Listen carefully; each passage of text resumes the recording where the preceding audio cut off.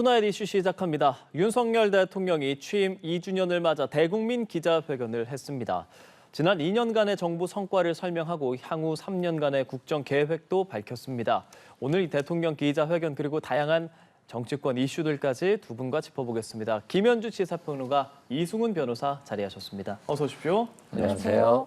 예, 오늘 키워드 첫 번째 화면으로 만나보시죠.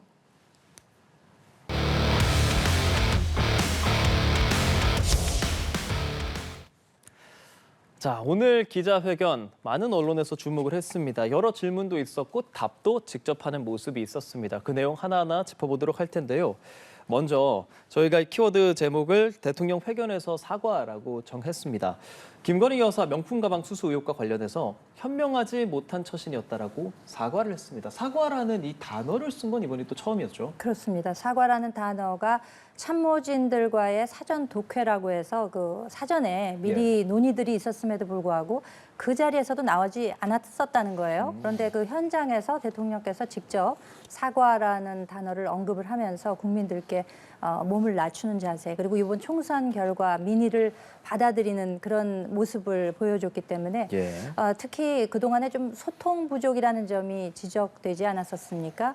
쌍방향 소통이 부족했다라는 점을 즉시 변화시키려는 그 의지를 보여줬다는 점에서 평가할 만하고, 또 특히 그 김 여사 관련 그 명품백 수수 관련해서는 지난 2월 초에 KBS와의 대담에서는 박절하게 내치지 못한 점이 아쉽다라는 표현을 썼었는데, 그에 대해서 진일보한 입장을 밝혀서 사실 이게 국민 정서상의 문제라고 할 수 있습니다. 그 청탁금지법상의 공직자인 배우자가 이 금품을 수수했을 경우에 처벌 조항이 없는 입법 미비 사항이기 때문에 따로 이 처벌할 규정이 없음에도 불구하고 국민들께서 이제 그 내용을 접하셨기 때문에 이게 사실 국민 심리나 정서상의 문제였기 때문에 진즉에 조금 더 이렇게 적극적으로 대응하셨으면 어땠을까라는 좀 아쉬움은 남습니다만, 어쨌든 이런 변화의 의지를 가지고 적극적으로 소통에 임하는 이 모습, 평가에 관계없이 앞으로도 계속 좀 유지해 주시면 좋겠다라는 생각을 했습니다. 이승훈 변호사의 평론도 듣겠습니다.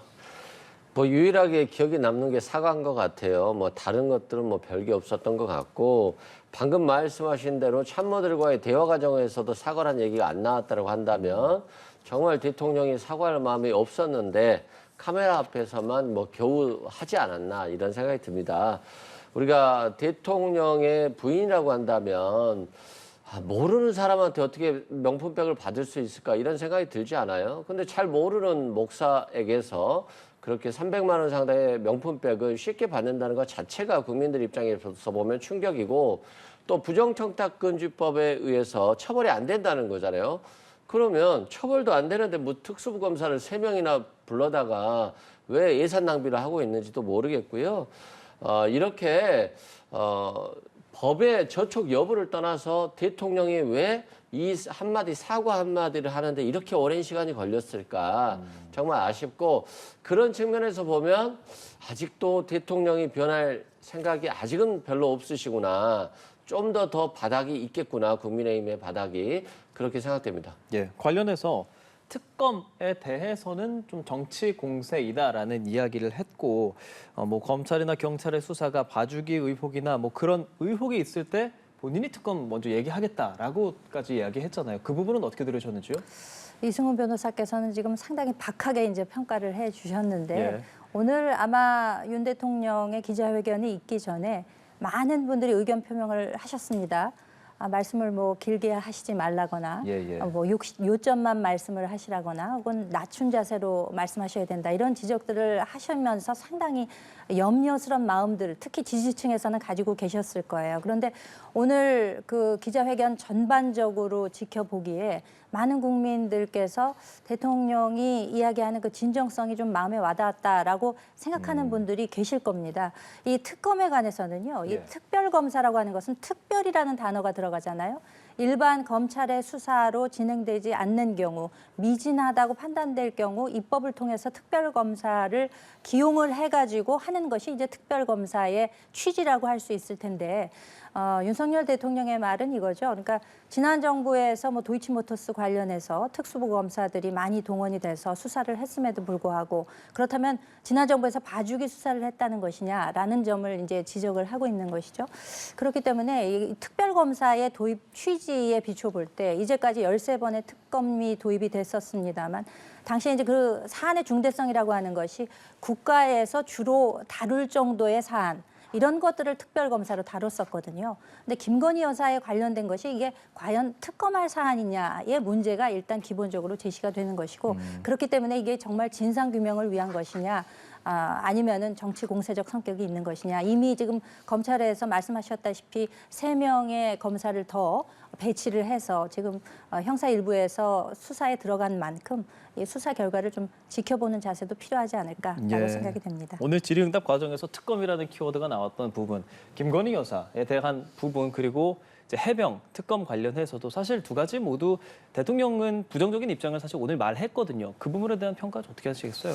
그러니까 저는 뭐 이 부분 때문에 뭐 실망을 한 건데 실은 뭐 별로 기대를 안 했어요. 뭐 그럴 거라고 예상을 했었고 또 대통령께서 뭐 검찰에게 가이드라인을 제시할 것이다. 그렇기 때문에 발언을 하지 않겠다. 뭐 이런 취지로 하면서 거부할 거라고 생각을 했습니다만 그렇게 거부하는 것으로 끝나버리면 대통령의 국정에 동력을 회복하기 어렵거든요. 어차피 야당 192석을 가진 야당과 대응을 해야 되기 때문에 결국에는 대통령이 뭔가를 주던가 아니면 국민들께 파격이라는 어떤 모습들을 보여줘야 되는데 그건 결국에는 최상병 특검을 받겠다 외에는 없었거든요. 제가 봤을 때는. 그럼에도 불구하고 여전히 봐주기 수사나 부실 의혹 수사가 없었기 때문에 수사 결과를 지켜보겠다라고 하는 건데 지금 도이치 모터스 사건 같은 경우는 2년이 지났잖아요. 집권 기간 내내. 그러면 마무리를 지어야죠. 뭐 무혐의 처분을 하던가 아니면 김건희 여사를 소환해서 수사를 해서 조사를 하고 기소를 하던가 둘 중에 하나를 선택해야 하잖아요. 2년 동안 처분을 안 하고 그냥 가지고 있다. 이게 봐주기 수사 아닌가요? 저는 이게 부실 수사고 봐주기 수사라고 보고요. 명품백 사건도 마찬가지예요. 뭐 배우자는 처벌 규정이 없다고 하는데 도대체 이걸 왜 지금 계속 가지고 있었지? 총선에 그렇게 국민의힘에게 안 좋은 영향을 끼치면서까지 왜 이렇게 김건희 여사를 보호하려고 노력을 했었을까? 이해가 안 되는 거잖아요. 처벌할 수 없다는데. 그런 측면에서 국민들이 결국 분노하는 것들은 살아있는 권력, 특히 자신과 가족에 대해서는 굉장히 무책임할 정도로 검찰 권력을 사용하지 않구나라고 생각하는 거거든요. 그래서 이런 부분에 대해서 대통령이 하나도 벗어나지 못했기 때문에 앞으로 국민의힘은 앞으로도 조금 어렵겠다라는 생각이 듭니다. 예, 알겠습니다. 이런 가운데 오늘 한동훈 전 비대위원장과의 관계를 묻는 질문도 있었어요. 그 부분에 대해서는 오해를 풀었다. 오랜 기간 알고 지냈고 앞으로 정치인으로서 길을 잘 나갈 것이다. 이렇게 말했는데 이 부분 어떻게 해석하시는지 들어볼게요. 오늘 70분이 넘는 시간 동안 20여 개의 이제 질문이 나왔는데 네. 유일하게 한 주제에 대해서 2번 질문 나온 게 이제 한동훈 위원장 관련이었습니다. 그래서 첫 질문에서는 조금 생각하는 듯한 시간이 약간 흘렀어요. 약간 머뭇거리는 모습을 보면서 저는 그냥 개인적으로 당시에 무슨 갈등 요소가 분명히 있긴 있었구나 하는 개인적인 뭐 소회를 가지긴 했었습니다. 하지만 곧 오해가 있었는데 이제 그것을 잘 풀었다. 그리고 지금 한동훈 비대위원장의 그 입지에 대해서 정치인이다라는 이제 규정을 했어요. 그러면서 앞으로 정치인의 길을 잘 걸어 나갈 것이다라는 나름대로 이제 평가를 해 주셨기 때문에 두 분의 관계가 소원해진 것은 아니냐라는 질문에 대해서는 20여 년 동안 지속된 관계잖아요. 그렇죠. 교분이 있는 관계가 간단치 않은 관계다. 그렇기 때문에 뭐 이것을 외부에서 이렇다 저렇다 이제 평가하기보다는 두 분의 만남이 저는 곧 있지 않을까라는 예상을 해봤습니다. 왜냐하면은 어느 정도는 시간을 주는 것이 필요하다라는 진솔한 입장을 또 밝히셨기 때문에 두 분과의 관계는 아마 앞으로 조금 가시적으로 국민들께서 바라볼 수 있는 그런 기회가 있지 않을까라는 예측을 해봤습니다. 예, 기자들도 참 한동훈 전 비대위원장과 윤석열 대통령의 관계에 대해서 좀 궁금증이 좀 많은 것 같습니다. 어떻게 들으셨어요? 아무래도 이제 한동훈 전 비대위원장이 야권에서 보면 인기 있는 인사잖아요. 대통령 후보 여론조사를 봐도 한 2위 정도를 달리고 있기 때문에 관심사이긴 맞는 것 같고요. 특히 또 한동훈 전 비대위원장과 대통령과의 관계가 좀 묘하잖아요. 20년간 교부를 가지면서 그냥 다 밀어주는 그냥 품에 안아도 아깝지 않은 그런 사이였는데 법무장관 만들어주고 비대위원장까지 만들어줬더니 굳이 가자마자 차별화를 하는 거잖아요. 대통령과 차별화하고 대통령과 좀 멀리하면서 차별화하다 보니까 대통령 입장에서는 서운했을 것 같고 또 한동훈 전 비대위원장 입장에서도 어떻게 해서든 잘해보려고 노력했는데 뭐 황상무 수석의 뭐 무슨 테러 사건 터지고 그다음에 이종섭 전 장관에 대해서 호주 대사로 보내고 의대 지원 문제와 관련해서 50분간 그냥 대통령 혼자 계속적으로 얘기를 하면서 뭔가 계속 이게 망해가니까 국민의힘이 굉장히 또 서운해한 거죠. 그래서 서로 간에 지금 서운해하는 상황인데 결국에는 교집합이 되려면 서로 밀고 당겨줘야 되지 않겠어요? 근데 아직 대통령의 임기는 3년 남았고 한동훈 전 비대위원장이 지금 당장 나오면 너무 주도권을 확보할 것 같고 여러 가지 생각이 교차하는 것 같아요. 한동훈 전 비대위원장도 대통령과 각을 세워야 되나 아직도 많이 남았는데 같이 가야 되나 정말 많은 고민인 것 같은데 대통령은 풀었다고 말하는데요. 그렇게 생각 안 하시는 겁니까? 대통령 뭐 항상 하시는 말이 있으면 당무에 관여 안 한다고 하시잖아요. 근데 항상 뭐 당대표도 마음대로 교체하는 것 같고 그렇기 때문에 저는 뭐 아직은 소원한 관계가 쉽게 회복될 것 같지는 않습니다. 예, 일단 두 분께 오늘 있었던 수많은 질문에 대한 질문을 전반적으로 좀 드렸어요. 이 기자회견이 1년 9개월 만에 있었고 소통을 위해서 더 많은 이야기를 하기 위해서 생겨난 자리잖아요. 사실 여야 평가가 엇갈리고 있고 두 분도 다른 평을 해주시는 경우들이 많은데 그럼 간단하게 전반적으로 어땠다? 소통에 도움이 됐다 혹은 좀 아니었다 어떻게 보시는지 여쭤보겠습니다. 먼저 말씀해 주실까요? 근데 먼저 그 집무실에서 담화 형식으로 그 시작을 할 때 국민 여러분 힘드시죠? 생활이 너무 그 힘드신 것에 대해서 굉장히 송구하게 생각합니다라고 말문을 열었습니다. 어떻게 보면은 뭐 이게 이제 단순히 총선 결과에 나타난 그 민의를 받아들이겠다라는 뜻으로도 해석이 단선적으로는 가능하겠습니다만 그게 아니라 국정 기조를 바꾸라는 것 내지는 태도를 바꾸라는 것 이런 것에 그 부응하기가 사실 쉬운 일은 아니거든요. 그런데 오늘 대통령께서 그 변화의 의지를 보여줬다라는 점에서는 저는 높이 평가하고 싶고요. 지난번 그 이재명 대표와의 만남도 그렇고 또 뭐 어제 이제 전화도 하셨다고 하고 또 국민과의 쌍방향 소통을 원하는 목소리가 있는 것에 대해서 직접 나서서 이렇게 말씀을 하시고 또 대통령실 인선에 관해서도 직접 나와서 설명하고 짧게지만 그 당시에도 기자들과 질답하고 이런 모습들을 꾸준히 보여주신다고 하면은 뭐 혹간에는 야당에서처럼 혹평이 나온다 한들 그런 것들이 쌓이고 쌓여서 국민과의 소통으로 또 늘어나게 되는 것이고 그것이 또 진심으로 쌓이게 되지 않을까 그렇게 이제 평가를 하기 때문에 국민께 변화의 의지를 보여주는 자리였다. 저는 그렇게 분석을 하고 싶습니다. 알겠습니다. 이승우 변호사께서는 어떻게 분석하시겠어요? 뭐 좋은 얘기라고 생각해요. 뭐 기자회견도 하고 영수회담도 하고 이런 거 보면 이것도 실은 정말 대단한 일이죠. 뭐 전혀 집권 기간 내내 안 할 것 같았는데 이것도 했기 때문에 어떻게 보면 크게 보면 소통인데 대통령이 그 정도의 소통만으로 대통령이 지금 정도 수준의 국정 기조 전환만으로 만족할 것인가? 저는 만족하기 어렵다고 보고요. 또 결국에는 야당이 됐든 여당이 됐든 국가가 잘 운영되는 것이 좋은데 그러려고 하면 대통령이 동력이 있어야 되거든요. 근데 192석을 가진 거대 야당과 어떻게 싸웁니까? 결국에는 대통령이 내어주질 않으면 끌려갈 수밖에 없어요. 그럼 집권 3년 내내 야당에게 끌려가다가 끝나버리면 자기의 임기가 끝나버리면 대통령 뭐 아무것도 하지 못한 여소야대 대통령으로 끝난 윤석열 대통령으로 이름이 남지 않겠어요? 저는 그래서 좀 통 크게 야당에게 내줘라. 이태원 참사 특별법 통과시키니까 얼마나 좋습니까? 차상병 사건도 그렇게 잘못한 게 없다라고 하시니까 그냥 특검해서 깔끔하게 털고 가야지. 그게 또 앞으로 국정이 잘 운영되는 계기가 아닐까 싶습니다. 예, 오늘 있었던 기자회견 관련해서 두 분과 이야기 나눠봤습니다. 바로 다음 키워드 보여주시죠.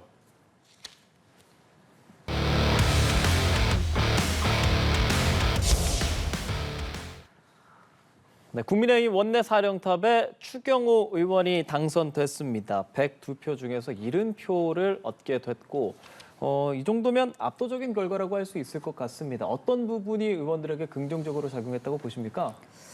아무래도 추경호 의원의 경우에는 뭐 당정 관계 정립에 있어서나 왜냐하면 대통령실과 아무래도 소통이 잘 되는 입장 아니겠습니까? 윤석열 정부의 초대 그 경제부총리 겸 그렇죠. 재정 경제부 장관을 기획재정부 장관을 했기 때문에 그런 면에서 이제 소통에 우수한 면이 있을 것이고 또 대야에 있어서도 협상력이 있을 것이다라고 그 기대가 되어지는 측면이 있습니다. 지난 2021년에 그 후반기 국회 때 그 원내 수석 부대표를 하면서 상임위원장 7개를 가져온 경험이 있기 때문에 본인이 아무래도 그런 경험을 바탕으로 해서 야당과 좀 뭔가 협치를 이끌어낼 수 있는 그렇지만 참 어려운 국면인 것은 사실입니다. 그때와는 비교가 안 될 정도의 강성의 지금 민주당 뭐 22명의 원내 대표부가 지금 만들어지지 않았습니까? 그렇기 때문에 참 힘든 자리, 뭐 독배를 든다 이런 표현이 나오고 있는데 또 아무래도 이번에 영남권에서 지금 당선되신 분들이 많기 때문에 예. 일단은 영남 측에서 좀 표를 많이 주시지 않았을까라는 생각이 있습니다. 또 인지도 예. 측면에서도 앞서기 때문에 앞으로 22대 원 구성하는 데 있어서 뭐 난항이 예상되는 여러 국면에 있어서 본인의 협상력, 정치력을 발휘할 수 있을 것이다. 이런 기대감이 있어서 선출되지 않았나라고 생각을 합니다. 그럼 말씀하신 그런 야당과의 관계 속에서 추경호 의원이, 그러니까 추경호 새로운 원내대표가 어떤 역할 그리고 어떤 방향성을 가져갈 거라고 보세요? 좀 강하게 가게 될까요? 글쎄요, 그거는 이제 본인이 어떤 협상력을 발휘하느냐의 여부일 텐데 이제 예. 강하면 부러진다는 얘기가 있지 않습니까? 지금 그리고 너무 지금 강공 모드로 예상이 되기 때문에 민주당 측에서 일단은 제일 원 구성 협상에 있어서 어떻게 될 것이냐 이제 그게 가장 큰 문제고 눈앞에 있어서는 지금 21대 국회가 얼마 안 남았는데도 불구하고 그 해병대원 특검에 관련해서 만약에 이제 재표결이 붙여질 경우에 원내에 지금 낙선한 분들이 한 55분 정도 계신다고 해요. 그러니까 18표 정도가 이탈하게 되면 이것이 이제 가결이 되게 되면 22대 원이 개원하기도 전에 지금 너무 정부의 동력이 상실되는 것이 아닌가 하는 염려도 있지 않습니까? 그렇기 때문에 지금 눈앞에는 그거를 좀 처리를 해야 될 것이고 이탈표 방지를 해야 될 것이고 또 22대 국회가 개원이 되게 되면 원 구성하는 게 이제 이게 가장 큰 킬러 문항이 아닐까 싶어요. 제일 어렵게 풀어야 될 것이고 또 당정 관계도 뭐 수직적이다라는 평가가 많기 때문에 이걸 수평적으로 좀 정립을 해야 될 것이고 여러 난제들을 지금 앞에 두고 있어서 본인은 상당히 아마 좀 곤혹스러우시지 않을까라고 생각이 됩니다. 예, 과제가 좀 수두룩하다라고 표현을 해주셨는데 여당 원내대표로 추경호 의원이 당선된 부분 그리고 앞으로의 뭐랄까 역할 같은 부분 어떻게 좀 평하시겠어요?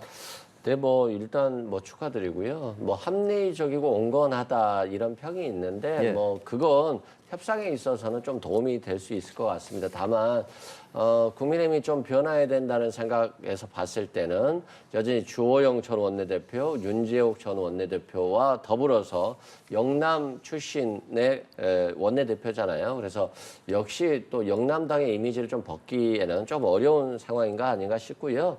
결국에는 그렇습니다. 뭐 추경호 원내대표 뭐 힘들 게 뭐 있습니까? 대통령이 하라는 대로만 하면 힘들 건 없죠. 문제는 대통령이 하라는 대로 하지 않았을 때 힘든 거잖아요.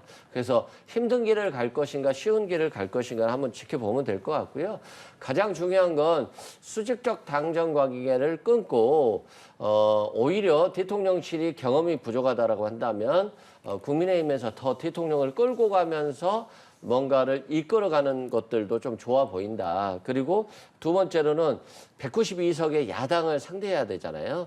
그러면 아무래도 좀 더 많이 내줘야 될 것 같습니다. 그러면 좀 더 내주되 내실 있게 자기를 챙기는 전략으로 가야 되는 것이지 192석 가진 정당에게 192개를 주고 상대방에게 뭐 한 108개를 주겠다라고 하면 이건 있을 수 없는 것이기 때문에요. 저는 추경호 원내대표가 첫 번째 일성으로 가장 성공하려고 한다면 대통령실을 좀 설득해서 최상병 특검을 꼭 통과시키면 기억에 남는 원내대표로 가지 않을까 싶고요.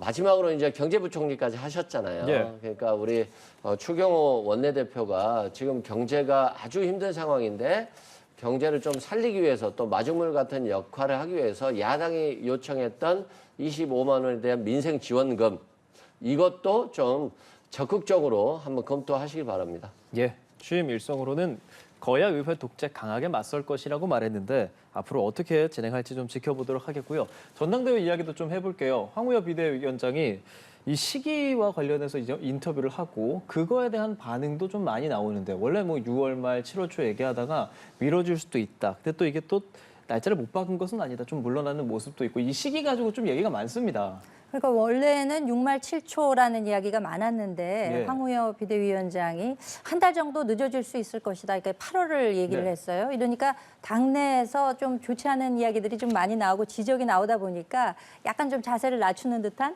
그런 이제 모습을 보였는데 이게 지금 실질적으로 그 일정상에 조금 어려움이 있는 것은 사실입니다. 지금 당연 당규상 40여일 정도가 소요가 되는데 6말 7초에 하려면은 그 레이스 같은 것을 5월 20일부터 시작을 해야 된다는 거예요. 그러면 5월 20일이 뭐 멀지도 않았잖아요. 내일 모레인데. 이런 식으로 하려면은 지금 비대위원회 구성도 아직 안 됐습니다. 오늘 보니까 조은희 의원을 비서실장으로 이제 지명을 하셨던데 뭐 13일에 대통령실에서 오찬 회동이 있기 전까지 어떻게 구성이 되겠습니까? 라는 기자들의 물음에 대해서 그때까지는 맞춰보려고 한다는 답을 하신 것으로 알고 있는데 만약에 그렇게 된다면은 이 전당대회 일정을 아주 바트게 이제 잡아야 되기 때문에 굉장히 좀 분주해질 것이고 네. 이게 그렇게 될 수 있을 것이냐. 그러니까 반드시 한 달을 미룬다는 것은 아니다. 이제 가능한 신속하고도 정확하게 이제 전당대회 일정을 진행하겠다라는 뜻을 표현을 했습니다만 또 한 가지는 이런 게 있습니다. 민주당에서 이제 전당대회 이제 8월에 할 거잖아요. 예. 그렇게 되면은 일종의 좀 경쟁 관계에 의한 컨벤션 효과 같은 거를 좀 기대할 수 있기 때문에 약간 8월 정도로 미루는 것도 그 한 가지가 되지 않을까라는 지적도 있었던 것으로 보입니다. 왜냐하면 예.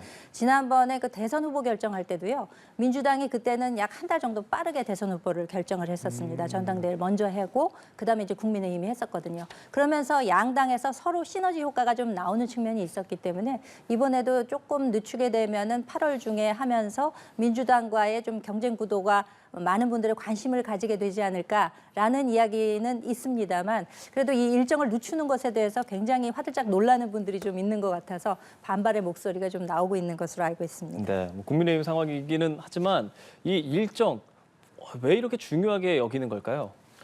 그러니까요. 아직 뭐 좀 국민들을 눈치를 많이 봐야 되는데 아직까지 뭐 다른 것에 관심이 많은 것 같아요. 예를 들어서 지금 뭐 홍준표 대구시장 예. 자꾸 뭐 어당팔이네 뭐 빨리 해야 되네 어쩌네 저쩌네 하는데 좀 대구에 좀 관심 좀 가졌으면 좋겠어요. 너무나도 그냥 한동훈 전 비대위원장을 견제하고 또 당대표를 비난하고 이런 식으로 해가지고 나중에 차기 뭐 대권 후보로 되겠어요. 뭐 자기 우군이 한 명도 없어지지 않을까 싶고요. 그다음에 황우여 대표가 그렇습니다. 지금 국민의힘이 많이 망가진 상태잖아요. 비대위원장이죠. 예, 비대위원장인데 망가진 상태잖아요. 회복하는데 좀 시간을 가질 수 있기 때문에 뭐 한 달 가지고 너무 이것 가지고 따질 필요는 없다고 생각되고요. 뭐 7월 전에 하면 한동훈 전 비대위원장이 안 되고 8월에 하면 됩니까? 그건 말이 안 된다라고 생각되고요. 저는 결국에는 국민의힘이 민심과 멀어져서 이번에 총선에서 굉장히 패배했다고 보기 때문에 일단 경선 룰부터 고치는 게 조언을 드리자면 맞지 않나 싶어요. 당신 100%로 해서 김기현 대표 만들고 좋아진 건 없잖아요. 그래서 다시 원래대로 좀 민심을 대폭 늘리는 방향으로 좀 전환하는 것이 낫지 않을까 싶습니다. 예, 홍준표 대구시장 얘기해주면서 이제 대권 관련 얘기를 해주셔서 지금 요즘에 이제 일부 의원들이 당권 대권 관련한 그 분리 규정, 그러니까 지금은 1년 6개월로 정해져 있는 그 전에 뭐 미리 물러나야 한다 이런 규정에 대해서 좀 손봐야 한다는 목소리가 좀 나오는 것 같은데요. 평론가님은 어떻게 생각하세요? 그러니까 이제 원래는 이제 이게 한 20여 년 정도 전통이 되었다고 하는데 그 당권을 가지고 있는 분들이 주도하는 정책으로 그 사람이 바로 대권 주자로 나서는 것이 맞느냐 이제 이런 지적이 있는 거죠. 공평성의 문제가 이제 제기가 되는 것이라서 2027년 3월 3일이 대선일입니다. 그렇다고 하면 1년 6개월 전에 당대표를 내려놓으려면 2025년 9월까지는 그만둬야 된다는 얘기거든요. 그렇다면 올해 뭐 7월이나 8월 정도에 전당대회에서 당대표가 되게 되면은 원래 임기가 2년인데 2년이죠, 예. 1년 조금 넘으면 관둬야 된다는 얘기가 나오는 것입니다. 그렇기 때문에 이거를 조금 완화하는 방안에 대해서도 지금 이야기가 나오고 있고 뭐 전당대회 룰에 있어서 지금 뭐 민심 반영 비율이라든가 혹은 뭐 집단 지도 체제를 얘기하는 분들도 있기 때문에 이것과 연관해서 전반적으로는 아무래도 황 비대위원장의 입장에서는 지금 이 전통을 무시할 수는 없다라는 좀 원론적인 입장을 취하고 계십니다만 실제 당내 목소리를 좀 반영해서 변동의 가능성도 없지는 않은 것이 아닌가 그렇게 파악이 됩니다. 예. 민주당에서도 2020년이었나요? 이낙연 그 당시 전 대표 관련해서 이런 얘기 좀 나왔었는데 민주당은 지금 1년으로 되어 있는 거죠? 짧게 좀 들어볼게요. 그렇습니다. 저희 같은 경우는 이제 뭐 대권 후보로 나오려고 한다면 1년 전에는 사퇴를 해야 되고요. 예. 그래서 그것 때문에 이낙연 전 대표도 몇 개월 못하고 그만두셨던 걸로 저도 기억하고 있고요. 저도 국민의힘 1년 6개월인데 좀 길어 보이긴 합니다. 1년 6개월 정도면 지방선거에도 관여할 수가 없어서 사실상 조금 뭉치는 데 있어서는 좀 힘들 것 같고요. 저희 지금 민주당도 결국에는 그런 것 같습니다. 하나로 뭉쳐서 지금 국민의 의사들을 어떻게 잘 반영하느냐의 문제이기 때문에 예. 앞으로도 뭐 저희 뭐 당 대표도 연임으로 가는 얘기들이 많이 나오고 있잖아요. 결국에는 어떻게 하면 국민을 구심점으로 만들어서 민주당의 승리를 위해서 갈 것인가 이런 구도로서 저 민주당도 짜 나간다고 네. 보시면 될 것 같습니다. 알겠습니다. 민주당 얘기 꺼내주셨으니까 이번 키워드 여기서 정리하고 바로 다음 키워드로 넘어가 보도록 하죠. 화면 보시죠.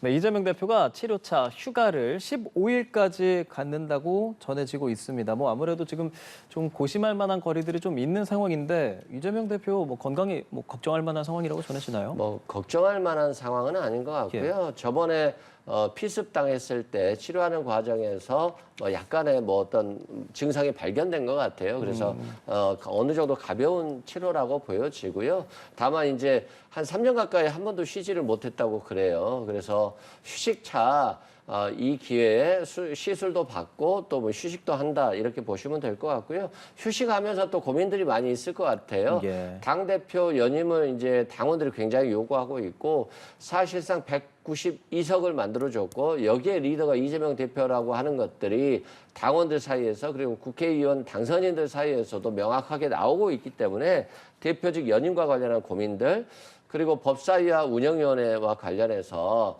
민주당이 강하게 밀고 나가기 위해서는 이번에는 법사위를 양보해서는 안 된다. 뭐 이런 얘기들도 있기 때문에 원구성 문제들 그리고 또 특검법과 관련해서 대통령이 거부권 행사를 명확히 했기 때문에 앞으로 특검법을 어떻게 하고 그리고 또 제의 요구를 했을 때는 어떻게 대응할 것인가에 대한 문제까지도 고민하면서 또 휴식도 병행하지 않을까 싶습니다. 예, 휴가라고는 하지만 아무래도 말씀하신 것처럼 좀 당에 산적해 있는 현안들이 있기 때문에 뭐 SNS 등을 통해서 어느 정도 입장을 내면서 휴가를 좀 지낼 걸로 예상은 됩니다. 아마 뭐 휴대전화를 이용해서 업무 급한 거는 다 보시지 않겠습니까? 지난번에 그 왜 피습당하셨을 때 병원에 입원했을 때 그 현근택 위원장인가요? 그분의 그 뭐 성희롱성 발언 문제가 나왔을 때 윤리위에서 그 징계 여부를 결정한 것이 아니라 정성호 의원과 문자 주고받는 내용이 파악이 되지 않았었습니까? 뭐 당시에 정성호 의원의 경우는 뭐 아무 당직이 없었음에도 불구하고 물론 뭐 친명 좌장이라는 별칭이 붙어 있기는 합니다만 윤리위에서 개별적으로 이 징계 논의를 하는 줄 알았더니 당 대표께서 병원에 계시는 와중에도 그렇게 의사소통하시는 걸로 봐서는 뭐 이번에도 뭐 건강상 큰 문제는 다행히 아니라고 하니까 뭐 현안이 있을 경우에는 바로바로 대응하시지 않을까라는 예측을 해봅니다. 예, 민주당 내 지금 많이 주목되는 상황은 단연 뭐 국회의장 경선이라고 할 수 있을 것 같습니다. 조정식 추미애 6선 그리고 5선의 정성호 우원식 의원 이렇게 4파전으로 구도가 완성이 됐는데 의장 후보들이 내는 뭐 입장이랄지 그런 공약 같은 것들 보면 예산 편성 권한 추미애 의원 당선인이 얘기했고 거부권 재표결 의석수 조정 이것도 조정식 의원이 또 얘기했는데 선명성을 강조한다라는 거 언론에서 계속 얘기하고 있어요. 이승훈 변호사께서는 그 말에 대해서 좀 어떻게 생각하세요? 그러니까 이제 뭐 시대가 변했다고 봐요. 예전에는 국회의장 되면 중립적으로 하겠다, 예. 여야를 가지지 않고 더 합의를 위해서 대화할 시간을 더 많이 주겠다, 뭐 이런 거에 관심이 많이 있었잖아요. 근데 시대가 많이 변해버린 것 같아요. 윤석열 정부 들어서. 지금은 안 그렇다고 생각하세요? 저는 그렇습니다. 이 시대가 많이 변해봤다. 왜냐하면 민주당 내에서도 경선 과정에 있어서 친명 후보들이 대거 당선됐거든요. 뭐 본선에서는 또 당연히 국민의힘 후보들이 낙선을 많이 하셨지만 그만큼 윤석열 정부 심판에 대해서 굉장히 ቁ똘똘 뭉쳤어요. 그래서 국회의장 경선도 윤석열 정부에 맞서서 어떻게 대응해서 이 나라를 이끌어갈 것인가, 국회를 이끌어갈 것인가에 대한 관심들이 많은 거예요. 그렇지 않으면 국회의원들의 경선임에도 불구하고 당원들의 힘이라고 하는 건 굉장히 중요한 거잖아요. 당원들이 지지하고 그래서 그 당원들이 지지하는 국회의원들이 또 지지하는 그런 선거가 돼버렸기 때문에 더 친명성이 강조되는 것 같고 또 예산 편성권 같은 경우는 더 행정부를 견제하겠다는 거잖아요. 그런 측면에서는 지금 과거의 어떤 기류에서 벗어나서 선명성을 그리고 윤석열 정부와 대항하는 그런 측면에서의 시류 변화가 돼버렸기 때문에 후보들도 결국 당선을 위해서는 그런 선명성을 더 강조하지 않나 싶습니다. 예, 탈중립의 배경의 시대가 바뀌었다라고 말씀하십니다. 그럼 어떻게 받아들이시겠습니까? 아니 뭐 국회의장직 하는 게 무슨 패션 트렌드도 아니고 시대가 그렇기 때문에 그렇다는 것은 저는 글쎄 원칙적인 측면에서 과연 말이 될까라는 생각을 해봅니다. 이 국회법 20조의 2를 보면은요, 국회의장의 당적 보유를 금지하고 있습니다. 이 얘기는 뭐냐면은 중립적인 위치에서 초당적으로 국회를 운영하라라는 그런 취지가 담겨져 있는 것이거든요. 중립을 하는 것은 어떻게 보면 의무적 사항이라고 할 수 있는데 지금 뭐 사파전이라고 불리우는 그러니까 국회의장의 출사표 던진 분들의 이야기 메시지를 들어보면은 네. 뭐 중립기원은 뭐 그 따위는 아무데나 내버려도 되는 정도의 그런 반응들을 지금 보이고 계시고 지금 추미애 후보 같은 경우에는 처분적 법률 이 얘기를 하시더라고요. 그러니까 처분적 법률이라고 하는 것은 이제 입법권을 활용해서 행정권을 가져오겠다, 민주당이 행정권까지도 가져오겠다라는 이야기인데 이거는 아주 예외적인 그 상황에 적용되어야 마땅할 것임에도 불구하고 이런 것들을 남발하게 된다면은 삼권 분립의 취지, 민주주의의 기초 자체가 이제 흔들리게 되는 것이고 또 재미있는 것은 조정석 의원인가요? 이분은 그 거부권 재표결 규정을 200석에서 180석으로 낮추는 헌법 개정을 하겠다, 원포인트 개정을 하겠다, 뭐 이런 이야기를 하시더라고요. 왜 180석으로 줄이세요? 171석으로 규정을 하시면 더 편하지 않으실까라는 생각이 들 정도로 이게 우리가 그 경험 또 상식이라는 것이 있고 헌법과 그 원론적인 규칙이라는 것이 있는 것인데 과연 이에 대한 생각을 하고 저런 내용들을 말씀하시는 것인지 참 의구심이 들고 선명성 경쟁이라고 하는 것도 과도하면 문제가 생긴다. 저는 그렇게 판단을 하고 있습니다. 예, 조정식 의원 얘기해 주셨던 네. 거고요. 예, 지금까지 김현주 시사평론가 이승훈 변호사와 함께 정치권 이야기 나눠봤습니다. 오늘도 말씀 잘 들었습니다. 고맙습니다. 고맙습니다.